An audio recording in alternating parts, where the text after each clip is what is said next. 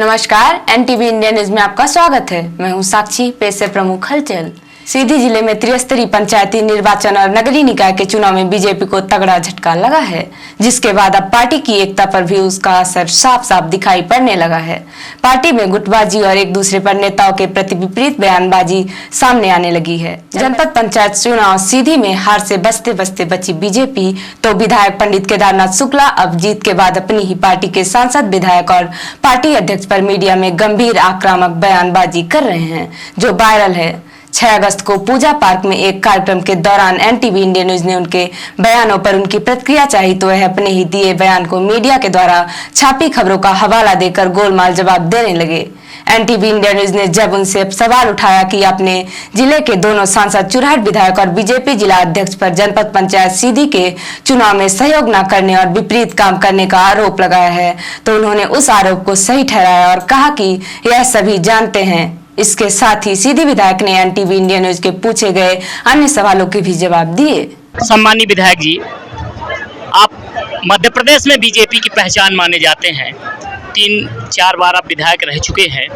अभी आपने एक बहुत ही गंभीर बयान दिया। आपने कहा कि भाजपा के जिले संगठन में पंजा छाप भाजपाइयों का कब्जा हो गया। कैसे कब्जा हुआ? कौन है वो लोग? क्या वजह है? तो संगठन देखता रहे। मैं पूछूं, तुम पूछो कस नर की नाई। आप पत्रकार हैं, पत्रकारों से कुछ भी छिपा हुआ नहीं है। आप रोज लिखते हैं, बताते हैं, कहते हैं और उसके बाद हमसे पूछते हैं, तो तुम पूछो। आपका चिंतन किस ओर है? मेरा चिंतन साफ है, जैसा आप लोग सोचते हैं वही मैं भी सोचता हूँ। क्या है ऐसा संगठन में भाजपा पंजा छाप भाजपाइयों का कब्जा हो गया? क्या कमियां सामने आई? क्या ऐसी चीजें सामने आई? आप लोग देख रहे हैं, आप लोग रोज लिख रहे हैं, लोग रोज बोल रहे हैं, पढ़ रहे हैं। हम लोग उसी को, आप लोगों का लिखाई तो पढ़ते हैं हम लोग। ये आपके बयान थे। आपने कहा कि भाजपा के संगठन पे आपके लिखने के आधार पे हमने भी बयान दिया है। और आपने एक और गंभीर बयान विधायक जी दिया है कि जनपद अध्यक्ष के चुनाव में जिले की सांसद रीति पाठक, राज्यसभा सांसद अजय प्रताप सिंह और बीजेपी अध्यक्ष ने इसमें आप लोगों का साथ नहीं दिया और विरोध किया। बिल्कुल, ये बात तो सच है। किस तरह का असहयोग किया उन्होंने? किस तरह से? अब इस चुनाव में कैसे असहयोग कर सकते हैं, सब आप लोगों ने देखा। आपने, क्योंकि इसकी मामले ऊपर भी आपने इसकी शिकायत, आपने इसका सब नाच देखा है, नंगा नाच देखा है। हाँ।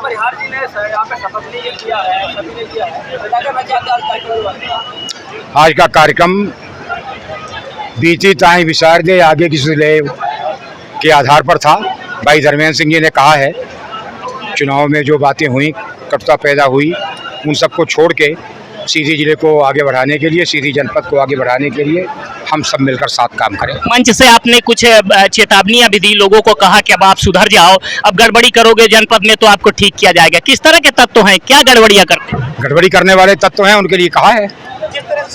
सीधी जिले में संपन्न हुए त्रिस्तरीय पंचायत चुनाव और नगरीय निकाय चुनाव में बीजेपी को करारी हार का सामना करना पड़ा है, जिसका असर बीजेपी के नेताओं की बयानबाजियों में दिखने लगा है। और कभी एकजुट दिखने वाली पार्टी बीजेपी भी अब गुटबाजी का शिकार दिखती है। आने वाले दिनों में यह गुटबाजी बढ़ेगी या कम होगी, यह बीजेपी के प्रदेश स्तर के बड़े नेताओं के ऊपर निर्भर करता है। यदि उन्होंने यहाँ की गुटबाजी को खत्म करने के लिए कोई सार्थक कदम नहीं उठाया, तो निश्चित तौर पर यह गुटबाजी आने वाले आगामी चुनाव में भी अपना व्यापक असर दिखाएगी। 6 अगस्त को सीधी शहर के पूजा पार्क में जनपद पंचायत सीधी के नवनिर्वाचित अध्यक्ष, उपाध्यक्ष और सदस्यों के शपथ ग्रहण एवं प्रथम सम्मेलन समारोह का आयोजन सीधी विधायक केदारनाथ शुक्ला के मुख्य अतिथि जिले के अपर कलेक्टर पांडे, एसडीएम नीलेश शर्मा की गरिमामय उपस्थिति में संपन्न हुआ। इस दौरान जनपद पंचायत के सभी नवनिर्वाचित सदस्य, जनपद उपाध्यक्ष सुमन पटेल और जनपद अध्यक्ष धर्मेंद्र सिंह परिहार ने सभी अतिथियों का पुष्पहार से स्वागत किया।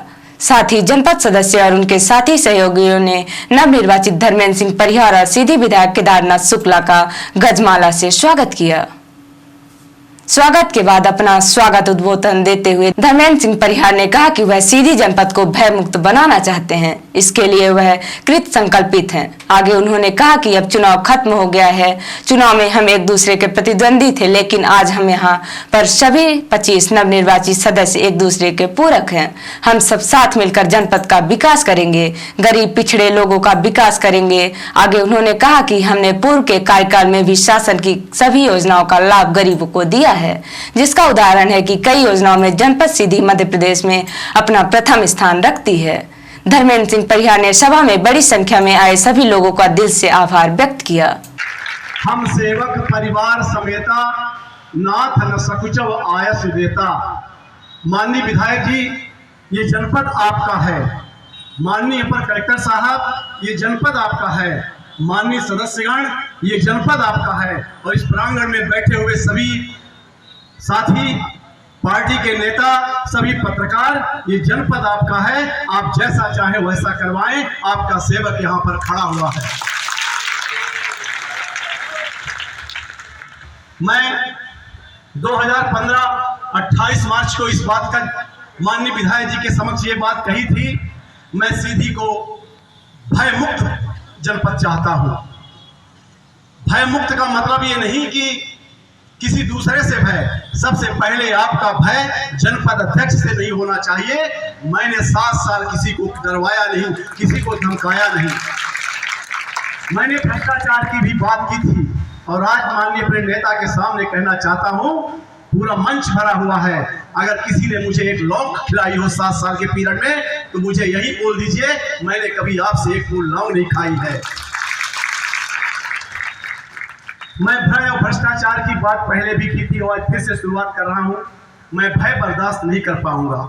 मुझे मेरे जनपद में कोई अगर भय दिखाएगा तो मैं कभी बर्दाश्त नहीं कर पाऊंगा। मैं भय का सबसे बड़ा विरोधी हूं, इसलिए मैं आपका साथ चाहता हूं, भय मुक्त जनपद चाहता हूं।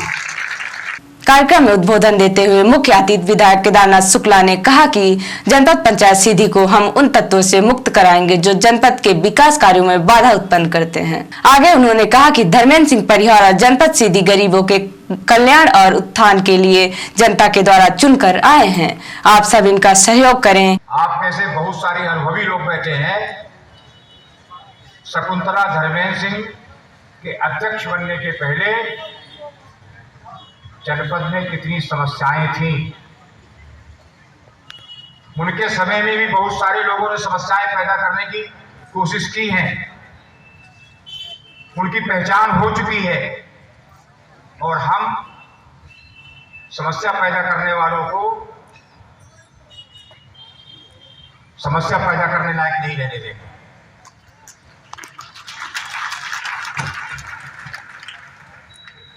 हम जनता के काम के लिए हैं, चाहे विधायक हो, चाहे जनपद अध्यक्ष हो, चाहे जनपद सदस्य हो, चाहे जिला पंचायत के सदस्य हो, सभी लोग जनता के काम के लिए करें। कार्यक्रम में मुख्य कार्यपालन अधिकारी राजीव मिश्रा ने अध्यक्ष उपाध्यक्ष सहित सभी नवनिर्वाचित पदाधिकारियों को पद और गोपनीयता की शपथ दिलाई।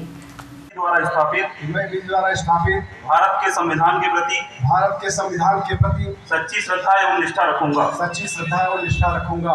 मैं भारत की संप्रभुता एवं एकता एवं अखंडता अक्षुण्ण रखूंगा।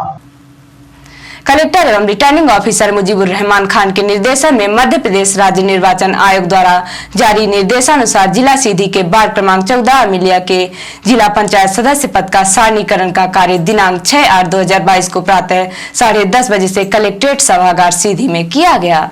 सारणीकरण उपरांत जिला निर्वाचन अधिकारी मुजीबुर रहमान खान द्वारा मंजू रंजीत सिंह को विजयी होने का प्रमाण पत्र प्रदान किया गया। इस अवसर पर अपर कलेक्टर एवं उप जिला निर्वाचन अधिकारी बीके पांडे एवं उपखंड अधिकारी सिहावल नीलांबर मिश्रा, गोपत बनास नीलेश शर्मा, तहसीलदार सिहावल माइकल तिर्की तथा वार्ड क्रमांक 14 के अभ्यर्थी एवं अभिकर्ता उपस्थित रहे। वार्ड क्रमांक 14 से निर्वाचन का प्रमाण पत्र प्राप्त करने के बाद एनटीवी इंडिया न्यूज ने श्रीमती मंजू रंजीत सिंह से उनकी प्रतिक्रिया चाही तो उन्होंने सभी का धन्यवाद करते हुए कहा कि वह जनता के हित में काम करेंगी। वरिष्ठ जनों को प्रणाम करना चाहती हूँ। फिर वार्ड क्रमांक 14 अमिलिया की जनता को प्रणाम करना चाहती हूँ, जिनके सहयोग से मैं आज यहाँ तक पहुँची हूँ। आपकी जीत काफी मतों से हुई थी, 7,200 मतों से आप जीती हैं। और उसके बाद कुछ मतों को एक पोलिंग को लेकर विवाद हुआ, काफी लंबा चला। क्या कहना चाहेंगी, क्या ये विवाद उचित था? जी उचित नहीं था, लेकिन उस बारे में मैं कुछ भी नहीं कहना चाहती। लोगों का ये काम था, उनके कर्म उनके साथ में है, हमारा कर्म हमारे हाथ में है जी, बस। और उनके बारे में कुछ नहीं कहना चाहती। जनता का सहयोग था मेरे साथ, मैं जनता का जितना हो सकेगा सहयोग करने का प्रयास करूंगी। ये आपका पहला चुनाव था, उम्मीद थी आपको इस तरह से जीत मिलेगी? उम्मीद थी, मैं बिल्कुल विचलित नहीं हुई। इतनी समस्याएं आई और हटी, मैं बिल्कुल विचलित नहीं हुई। मुझे विश्वास था कि जीत हुई है तो मेरी ही जीत होगी। ये थी हमारे साथ मंजू जी। रामजी सिंह हमारे साथ खड़े हैं, जिन्होंने इस लड़ाई को पूरी तरह से लड़ा है। हम आपसे जानना चाहेंगे किस तरह की परेशानियों का सामना आपको इस लड़ाई में करना पड़ा? पहले तो मैं अपने वार्ड क्रमांक 14 मतदाता भाइयों सबको मैं धन्यवाद बधाई देता हूं, और हमारे सीधी के जितने भी हमारे बड़े नेता हैं, माननीय लोग हैं, मैं सबका उनका आशीर्वाद प्रणाम कहता हूं। और रह गई बात जो हमारे साथ विरोधी हैं, मैं उनको भी धन्यवाद देता हूं कि इस जीत में उनको संतुष्टि नहीं थी तो हाई कोर्ट गए थे, तो हाई कोर्ट से भी हमें जीत सुनिश्चित हुई है। मैं उनको बार बार धन्यवाद देता हूं। कोई ऐसा क्षण आया जब आपको निराशा लगी हो, बहुत आप झुंझलाए हो, परेशान हुए हो, ऐसा कभी लगा? नहीं, हमें ऐसा कोई नहीं लगा। हम तो जीते हुए व्यक्ति हैं, तो हमें हाई कोर्ट नहीं सुप्रीम कोर्ट जाए हमें कोई आपत्ति नहीं है, हमें कोई आपत्ति नहीं है, चाहे वो कहीं भी जाए हमें कोई आपत्ति नहीं है। अब तो रास्ता साफ हो गया है, अध्यक्ष पद के लिए आगे बढ़ेंगे? हाँ, हमारी पूरी तैयारी है और सबका आशीर्वाद मिलेगा। जो हमारे 17 वार्ड के सदस्य हैं, सभी सदस्यों से सबका आशीर्वाद मिला है और मिलता रहेगा, और सभी भाई बंधुओं का आशीर्वाद मिलेगा। तो अपन अध्यक्ष पद के लिए भाग में लगे हुए हैं और बनेंगे भी। जनता से क्या कहना चाहेंगे? जनता से संपूर्ण विकास करेंगे, जो भी हमसे होगा जनता का पूरा विकास करेंगे। पहले भी विकास करते थे बिना पद में रहे हुए, अब जिला पंचायत सदस्य हैं, तो जो भी हमसे बनेगा वो उनका भरपूर मदद करेंगे। श्रीमती मंजू रामजीत सिंह को निर्वाचन प्रमाण पत्र मिलने की खुशी में वार्ड क्रमांक 14 अमिलिया की जनता भी बड़ी संख्या में जिला कलेक्ट्रेट पहुंची थी, और उन्होंने अपनी आंखों से श्रीमती मंजू रामजीत सिंह को प्रमाण पत्र प्राप्त करते हुए देखा और अपनी खुशी जाहिर की। इस दौरान अमिलिया क्षेत्र से आए गणमान्य नागरिकों ने एनटीवी इंडिया न्यूज को अपनी प्रतिक्रिया दी। जिस दिन से राम जी के मैसेज का पर्चा दाखिल हुआ था, उसी दिन से रुझान राम जी के पक्ष में था, और जैसा रुझान था उससे वोटिंग हुई थी। हम लोग जितने लोग थे पूरी तरह से सहमत थे कि हाई कोर्ट में आज जब भी निर्णय होगा, दाता मत को कोई नहीं कर सकता, और इस जीत से हम खुश हैं। सबसे पहले तो आपको धन्यवाद। ये जीत जो है एक प्रमाणित जीत कहेंगे, और माननीय उच्च न्यायालय ने जो इसमें निर्णय लेके और इसके स्पष्टीकरण और पुष्टिकरण किया है वो सबको मालूम ही है। इस संघर्ष के बाद हम लोगों ने जो विजय प्राप्त की है उसके लिए हमको बहुत हर्ष है, और वहाँ की क्षेत्रीय जनता का सबसे बड़ा वो है, उनके लिए उनको धन्यवाद है। प्रतिक्रिया के दौरान कुछ लोगों ने विपक्षियों पर भी तीखी टिप्पणी की और कहा कि विपक्षियों ने सारी हदें पार कर दी। विपक्षियों ने उनके हक में फैसला न आने पर न्यायालय पर भी उंगलियां उठाई, जो कार्यवाही योग्य है। जितने भी मतलब विरोधी लोग थे, चूंकि राजनीति है तो राजनीति विरोध का ही नाम है, तो उसमें से एक चीज हमेशा ये चीजें सोशल मीडिया पर या हर जगह कही जाती हैं कि राम जी ने प्रशासन खरीद लिया है, राम जी ने न्यायपालिका खरीद ली है।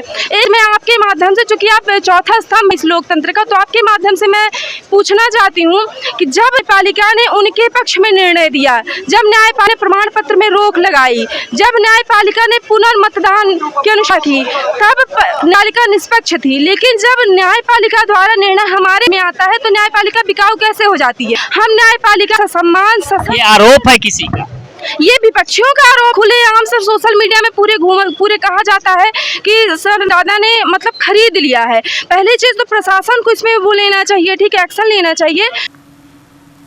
श्री रामचरितमानस समिति सीधी के तत्वाधान में 5 दिवसीय तुलसी जयंती समारोह का शुभारंभ 4 अगस्त को मानस भवन सीधी के सभागार में संपन्न हुआ। सर्वप्रथम श्री कमलेश्वर प्रसाद द्विवेदी जी, पूर्व मंत्री श्री कमलेश्वर पटेल जी, पूर्व मंत्री विधायक विधानसभा क्षेत्र सिहावा एवं अन्य अतिथियों के द्वारा गोस्वामी तुलसीदास जी की प्रतिमा पर माल्यार्पण एवं दीप प्रज्वलित कर कार्यक्रम का शुभारंभ किया गया। कमलेश्वर पटेल विधायक विधानसभा क्षेत्र सिहावल के द्वारा अपने सूक्ष्म वक्तव्य में कहा गया कि गोस्वामी तुलसीदास जी सामाजिक एवं पारिवारिक सामंजस्य के पर्याय हैं। गोस्वामी जी ने श्री रामचरितमानस के माध्यम से इस बात का संदेश दिया कि श्री राम ने समाज एवं देश के प्रति समर्पण एवं त्याग के द्वारा जो नई दिशा दी, जिसका हम सबको अनुसरण करना चाहिए। तुलसी जयंती समारोह में 7 अगस्त को लोक नृत्य सामूहिक एवं एकल 8 अगस्त को विशेष प्रस्तुति एवं प्रशस्ति पत्र भेंट किया जाएगा। कई वर्षों से शहर के दुर्गा उत्सव समिति गांधी चौक के द्वारा श्रावण के पावन महीने में पैदल कलश यात्रा का आयोजन किया जा रहा है। इसी तारतम्य में इस वर्ष भी दिनांक 7 अगस्त दिन रविवार को भव्य पैदल कलश यात्रा देवाधिदेव भगवान बड़ौरानाथ के लिए सुबह 6 बजे पूजा पार्क से रवाना होगी, जहां 5 जल से अभिषेक होगा। समिति के सदस्य रोहित जायसवाल राव ने बताया कि गंगा जल बनारस से, यमुना जल प्रयागराज से, क्षिप्रा जल उज्जैन से, सोन जल सीधी से, नर्मदा जल जबलपुर से आ चुका है। उक्त जल लेकर पैदल कलश यात्रा में शामिल होने के लिए जिले एवं नगर वासियों से अपील की गई है। और अब पेश है प्रादेशिक हलचल। भोपाल से गायब हो गई थी नेशनल हेराल्ड की मशीन। महात्मा गांधी इसी मशीन से निकालते थे अखबार। भोपाल में संघ प्रमुख भागवत ने विहिप को सामाजिक समरसता से जुड़े अभियान हाथ में लेने को कहा। इंदौर में टूटा युवाओं का धैर्य। नौकरी में देरी पर अभ्यर्थियों ने पीएससी दफ्तर घेरा। भीड़ इतनी की चारों रास्ते बंद करना पड़े। और सोमवार को अशोकनगर आएंगे एमपी के राज्यपाल। छात्रावासों का करेंगे निरीक्षण। कार्यक्रम के बाद करेंगे पौधरोपण। और अब पेश है राष्ट्रीय हलचल। जगदीप धनखड़ उपराष्ट्रपति चुनाव जीते। कुल 725 में से 528 वोट मिले। मार्गरेट अल्वा को 346 वोटों से हराया। जल्द महंगे हो सकते हैं पेट्रोल डीजल। अप्रैल जून तिमाही में एचपीसीएल को 10 से 197 करोड़ का नुकसान। नुपुर शर्मा का समर्थन करने पर युवक को पीटा। महाराष्ट्र में तलवार हाकी स्टिक से हमला। युवक को मरा समझकर बेहोश छोड़ा। और बिहार के नेता आरसीपी सिंह ने जेडीयू से इस्तीफा दिया। पार्टी ने लगाए थे भ्रष्टाचार के आरोप। तो ये थी आज की प्रमुख हलचल। नमस्कार।